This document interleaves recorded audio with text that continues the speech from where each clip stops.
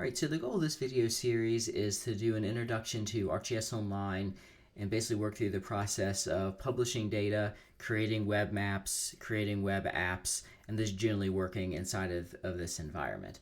We have a series of videos associated with ArcGIS Online already, but ArcGIS Online actually changes pretty rapidly, so we felt that it was time to do an update relative to the more recent releases of ArcGIS Online. So we're recording this in July of 2023. So if you're watching this video close to that time, probably things will look pretty similar.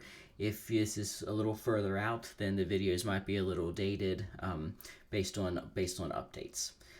Okay, so the goal of this first video is to just kind of do a broad tour overview of the web-based interface for ArcGIS Online. All right, so I'm here on my organization's landing page. So I'm at West Virginia University. So you can see I'm on the West Virginia University ArcGIS Online organization landing page. I'm also an administrator for our organization, so I have this administrator tab or organization tab. So I can do things like add users, change users' rights, assign licenses, reset passwords, things like that. So we're not going to talk about that in here. Again, if you're not an administrator, you probably don't have this organization tab or all the associated content that's there. I'm also not going to click on gallery because I don't want to show information or data that people in my organization may have shared that they may not want shown in the video. Basically, if you click on this, you should see some kind of recent activity in your organization. So data that people have published, maps that people have created, apps that people have created. In order to actually work with creating a web map, if you click on the map tab here, that will open up the map viewer. We're going to spend a lot of time looking at that throughout the videos. If you've been working with ArcGIS Online for a long time, the older version of the map viewer is now called Map Viewer Classic. That's becoming deprecated, so we're going to focus on the newer map viewer. Scene basically opens a scene view, so it's just a 3D global or local scene as opposed to a 2D map.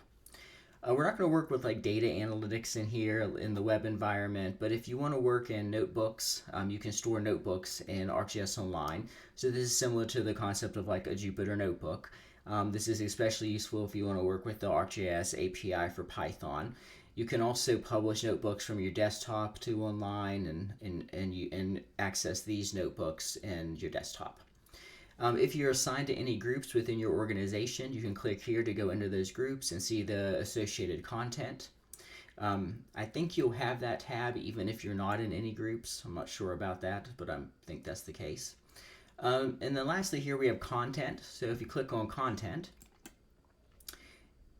this should load your ArcGIS Online content. So I'm in an empty folder right now, but if I go up to all my content, I can see all of my stuff. I've got a good bit of stuff in here. I have 374 items. One thing that I highly recommend is if you're going to use ArcGIS Online a lot, you should try to organize your content into folders. To create a new folder, if you just click on this little Create New Folder button, it'll pop up a window here, and then you can create a new folder. I just created one for this new video series, which I'm calling, let's see here, should be this new ArcGIS Online videos folder, and that's where I'm going to save the content that we're going to generate throughout these videos. So I highly recommend that. If not, it can get pretty messy pretty quickly. All right, we're also going to work in here a lot. We'll talk about how to add new items, create apps, and then once you do have content, just go back here to my main folder. You can click into some content. So let me just click on this web map here, and all of your content is going to have an associated landing page or drop page. And then what's going to be on that drop page is going to vary or depend on the type of object that you've generated. So the type of objects that you're going to see in your content are things like maps, apps, data, service definitions, raw data files that have been uploaded like file geodatabases or CSV files. All right, so before we end this first introductory video, just some notes on some of the other buttons over here. So this bell is for notifications. So if your like administrators for your organization have released a notification, such as for like a service outage, there should be a little blue dot there. I believe Esri notifications also pop up there. You can click here to access other Esri web-based apps and products.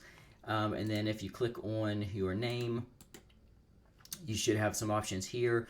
One thing that might be useful is if you're licensing ArcGIS Pro using an ArcGIS online account, if you go to My Settings, followed by Licenses, then you can access the download file for ArcGIS Pro.